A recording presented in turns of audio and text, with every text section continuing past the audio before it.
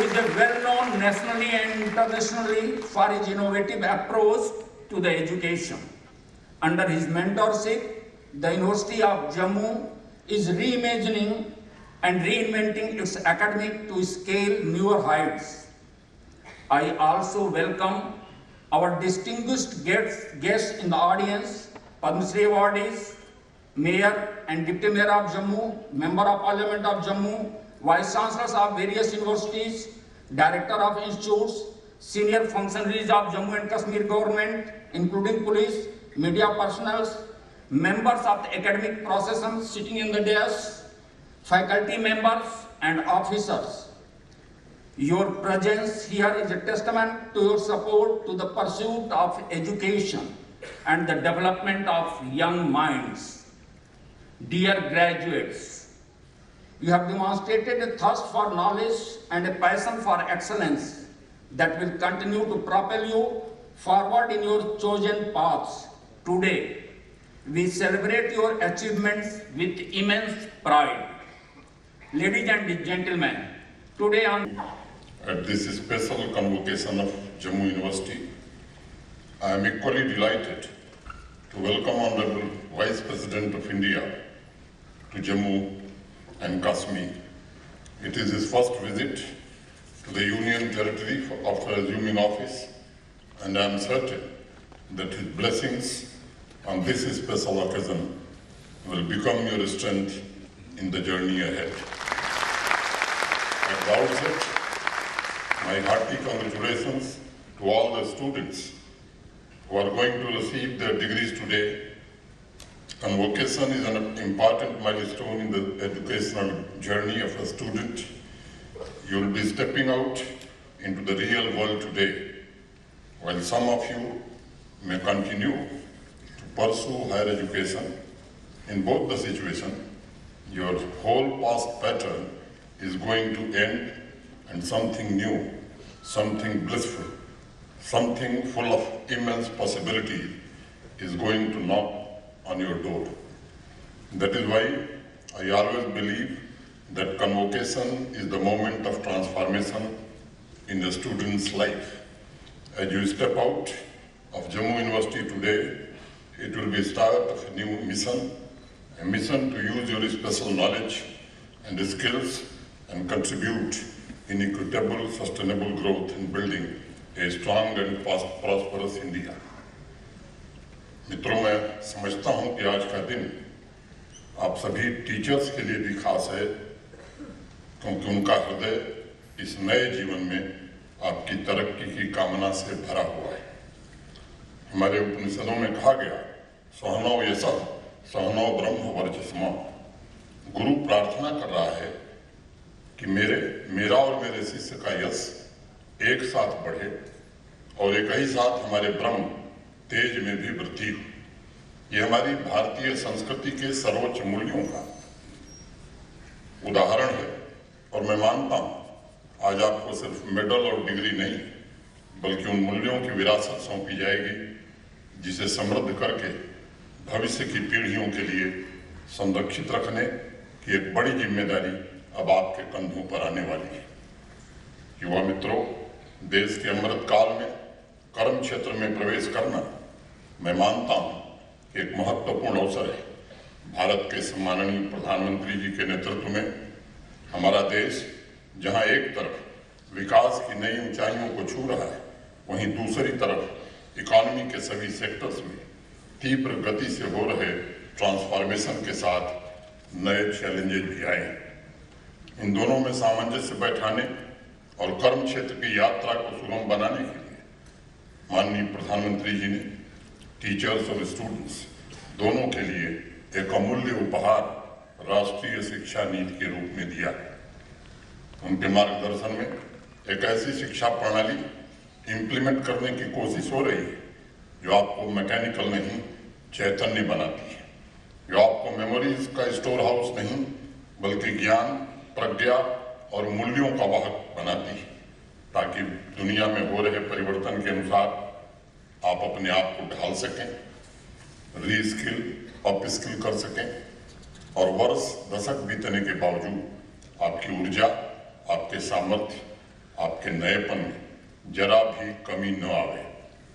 परिवर्तन के साथ एडॉप्ट करना और उसी के अनुसार निरंतर नया सीखना, ये भारत की प्राचीन संस्कृति की परंपरा रही है।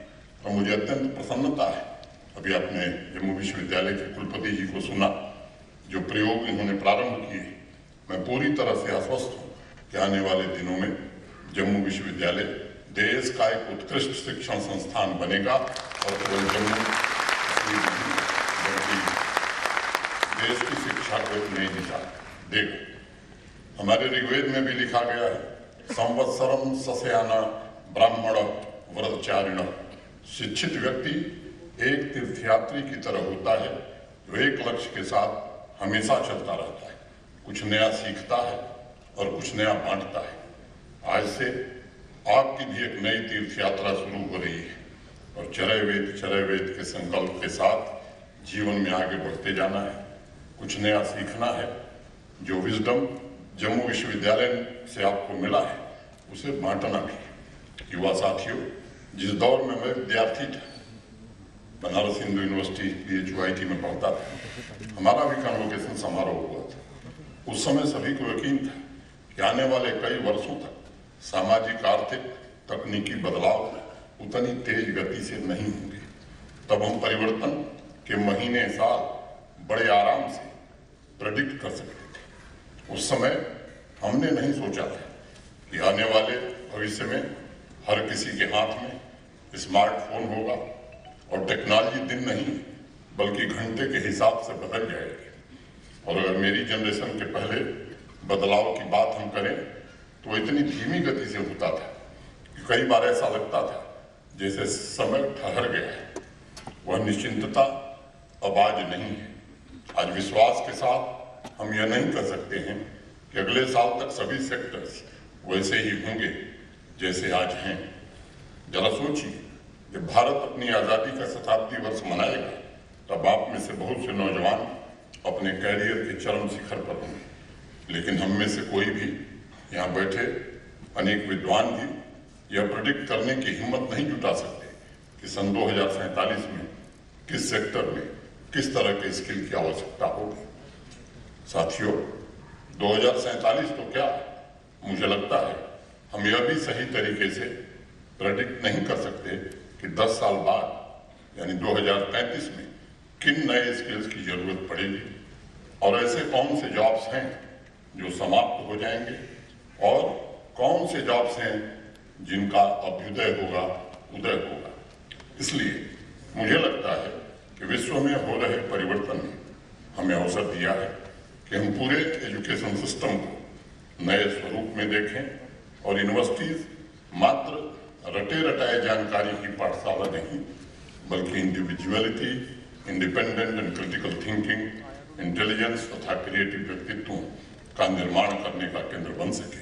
अब मुझे खुशी है कि जम्मू विश्वविद्यालय ने वो काम प्रारंभ कर दिया है। साथियों, विश्व के अनेक वैज्ञानिकों ने दुनिया भर में अब तक हुए इन्वेंशन पर रिसर्च करके यह प्रमाणित करने की कोशिश की है कि पिछले 20,000 वर्षों में संसार ने जितनी तरक्की की थी उतना ही विकास 21वीं शताब्दी के मात्र 15 वर्षों में हुआ है। ऐसी स्थिति में जब परिवर्तन की गति इतनी तेज हो तब यह गौर करना जरूरी हो जाता है कि शिक्षा कैसी हो, एजुकेशन कैसा है और स्टूडेंट्स को किस तरह के स्किल्स प्रदान किए जाए।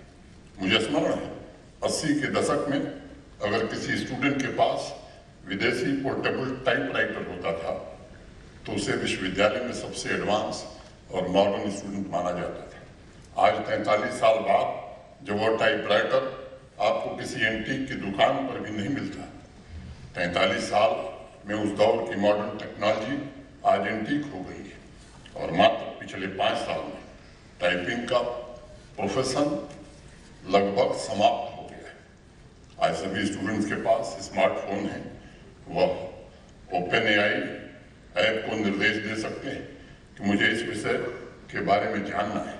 उस विषय से संबंधित पूरी जानकारी मिनट भर में टाइप होकर उनके मोबाइल फोन पर आ जाएगी। आज पेंटिंग, म्यूजिक, इंजीनियरिंग से लेकर सॉफ्टवेयर कोडिंग तक की इंफॉर्मेशन के लिए उन्हें लाइब्रेरी जाने, अखबार, मैगजीन, किताब और क्लास की जरूरत नहीं रह गई। वो सब कुछ उनके फोन में मौजूद ऐप एल्गोरिदम से मिनट भर में उपलब्ध हो जाएगा और वो जरूरत के मुताबिक कस्टमाइज इंफॉर्मेशन होगी ताकि उनको पढ़ने और समझने में किसी प्रकार की समस्या न हो। किसी विषय के बारे में आपको सलाह लेनी है, चैट जीपीटी से पूछ लीजिए। टाइम मैगजीन ने कुछ महीने पहले एक कवर स्टोरी की थी जिसमें उन्होंने चैट जीपीटी से पूछा था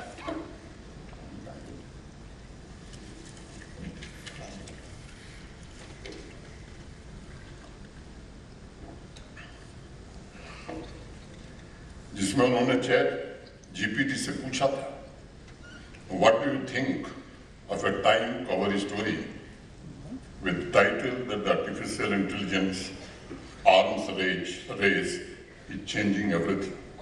और चैट जीपीटी ने बाकायदा उसका जवाब दिया था कि आपकी कवर स्टोरी का टाइटल सेंसेशनल है और शायद इस कॉम्प्लेक्स इशू को सही तरीके से रिफ्लेक्ट नहीं करता है। टाइम मैगजीन ने उस चैट के स्क्रीनशॉट मैगजीन के कवर इमेज के रूप में यूज किया जो हमारे आसपास हो रहे परिवर्तन की तीव्र गति को दर्शाता है।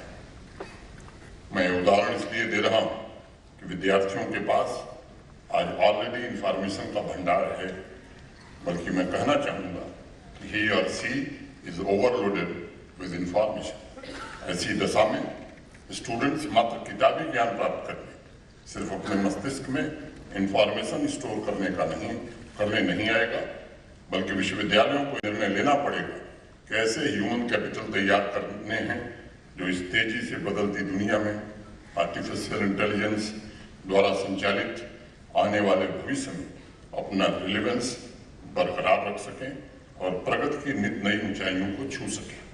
अभी कुछ दिन पहले डैनियल कॉनमैन की एक किताब थिंकिंग फास्ट एंड फ्लो में पढ़ रहा था। उन्होंने लिखा है कि ज्यादा से ज्यादा एजुकेशन उच्च जीवन का मूल्यांकन नहीं हो सकता।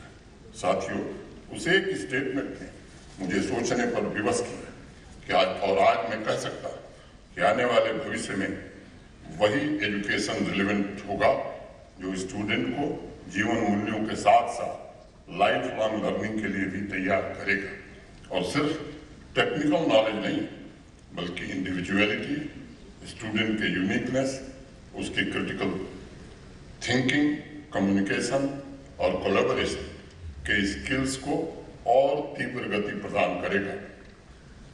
गैनवेल टेक्नोलॉजी के सीईओ मार्क निकरम ने एक रिसर्च पेपर में लिखा है कि भविष्य के जॉब्स कैसे होंगे। उन्होंने लिखा कि भविष्य के बारे में अनेक थियरीज हैं, निश्चित कुछ भी नहीं, लेकिन एक चीज निश्चित है कि ऐसे स्टूडेंट्स के लिए किसी अवसर की कमी नहीं होगी जो अपने पैशन को अपनी शर्तों पर फॉलो करेंगे। इसलिए मैं समझता हूं जिस दिन एक स्टूडेंट अपनी इंडिविजुअलिटी को प्राप्त कर लेगा, जिस दिन उसके व्यक्तित्व की यूनिकनेस को क्लासरूम की दीवारों से बाहर निकलने का अवसर मिलेगा, जिस दिन उसकी मेमोरीज नहीं बल्कि क्रिएटिविटी को सम्मानित किया जाएगा, उस दिन वह किसी भी अज्ञात चुनौती से मुकाबला करने के लिए पूरी तरह तैयार होगा। और परिवर्तन चाहे जितनी तेजी से हो, वह अभिमन्यु की तरह कुरुक्षेत्र में अभय खड़ा होगा और अंतिम फाटक भी जरूर तोड़ेगा। हमें हर स्टूडेंट के भीतर छिपे अद्वितीय प्रतिभा को सम्मान देना है और क्लासरूम का एजुकेशन ऐसा जो साहस पैदा करे, स्टूडेंट को इंडिपेंडेंट थिंकिंग की शक्ति दे और फर्स्ट आने की नहीं बल्कि बेहतर इंसान बनने की प्रेरणा दे। और मुझे अत्यंत प्रसन्नता हाई एजुकेशन काउंसिल और हमारे विश्वविद्यालयों के सभी कुलपति इस दिशा में बहुत ही सराहनीय प्रयास कर रहे हैं।